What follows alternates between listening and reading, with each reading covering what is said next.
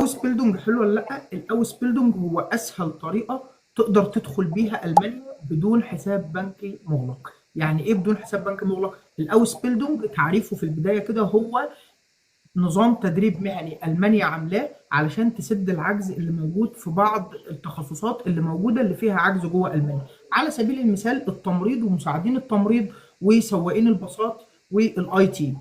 طيب احنا حاليا انت دلوقتي عشان تدخل ألمانيا لازم لك 3 حاجات: لازم شهادة لغة، ولازم عقد عمل، ولازم موافقة من مكتب الأجانب وموافقة من مكتب العمل. طيب عقد العمل ده بيكون له شروط خاصة. لازم مثلا واحد زي باشمهندس حاتم معاه خبره فوق ال 20 سنه في مجال فيه عجز فيه. بعد كده هم هيعملوا له حاجه اسمها بلاو كارتر، البلو كارد، وبتيجي على البلو كارد عادي خالص مفيش مشكله. ولكن لازم يكون تخصصك مطلوب، لازم الشركه تكون دورت جوه المانيا الاول على موظف الماني، بعد كده بتدور وبتثبت ان هي ما لقتش حد في التخصص ده وفي عجز ومحتاجه ان هي تجيب حاتم مثلا من لندن او من نيوزيلندا على سبيل المثال.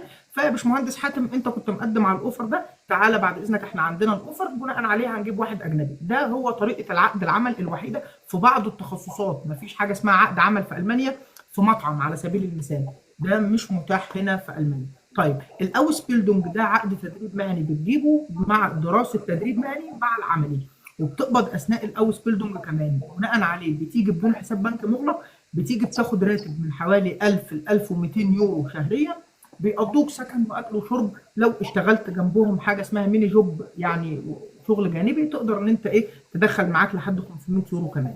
ده اولا. ثانيا المهم بقى في حوار الاوس بيلدونج ان هو مش محتاج معادله، مش محتاج اي حاجه خالص. انت محتاج بس شهاده لغه المانيه مستوى بيتو وشهاده ثانويه عامه او ما يعادلها. بناء عليه بتقدم الحاجات ديت مع سي في محترم طبعا، وبعد كده بتبدا تقدم على اصحاب العمل او مواقع الاوس بيلدونج. انا منزلها عندي على اليوتيوب، مواقع الاوس بيلدونج كتير جدا موجوده منها وانا عامل عليها فيديوهات. بتبدا تتواصل مع اصحاب العمل بشكل مباشر، بتبعت لهم ميل وبتبعت لهم اوراقك.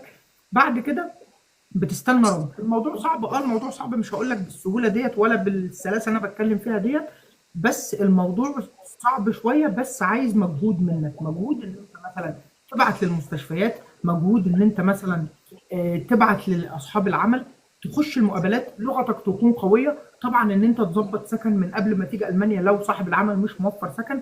ده كله طبعا خطوات انت بتمشي بيها. ولكن فيزا او سبيلدونج هي من اقوى الفيز حاليا اللي بتخش بيها المانيا بطريقه شرعيه وبدون حساب بنك مغلق. الموضوع مش بيكلفك غير شهاده اللغه ودراسه اللغه وشهاده ثانويه عامه او ما يعادلها، بتترجم الورق وبتوثقه من السفاره الالمانيه.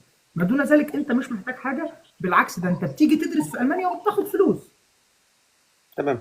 طيب حاجتين بقى، سؤال مهم ليك، السن الماكسيمم او الكاب بتاع السن كام؟ طول ما انت تحت ال 35 سنه ففرصتك كويسه جدا.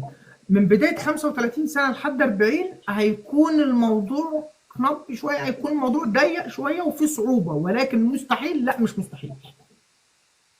يعني لغايه 40 سنه في لسه امل انك انت تاخد اول بيلدونج لحد وتمشي. 35 كويس، من 35 ل 40 في صعوبه طبعا بدايه من سن 18 سنه.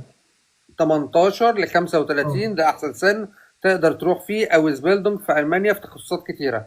نسال السؤال اللي سالته لك من طيب سنه وشويه. بالنسبه للتخصصات الكتيره بقى، يعني معلش انا اسف، ايوه، ما هو ده بالنسبه هو ده سؤال. للتخصصات الكتيره بقى وانت بتدور على الاوس بيلدونج، انا كنت عملت فيديو عن الموضوع ده. وانت بتدور على الاوس بيلدونج خليك صايع، انا اسف مش قصدي حاجه، بس خليك صايع. ازاي بقى وانت بتدور؟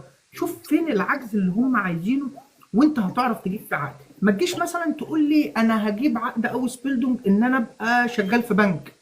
طب ما يا حبيبي في 100 واحد الماني، في مليون واحد الماني عايز يشتغل ويقعد على مكتب. هو هربان من التمريض ومساعد التمريض والاي تي والهكس ده كله، وسواق القطر وسواق الاتوبيس. هو مش عايز يتعب نفسه، هو الالماني بيحب يقعد على مكتب. فطبيعي ان انت هتلاقي الاوس بيلدونج ده ما فيهوش اماكن شغله كتير. فبناء عليه هتلاقي العجز فين؟ في المجال الطبي والمجال الصحي.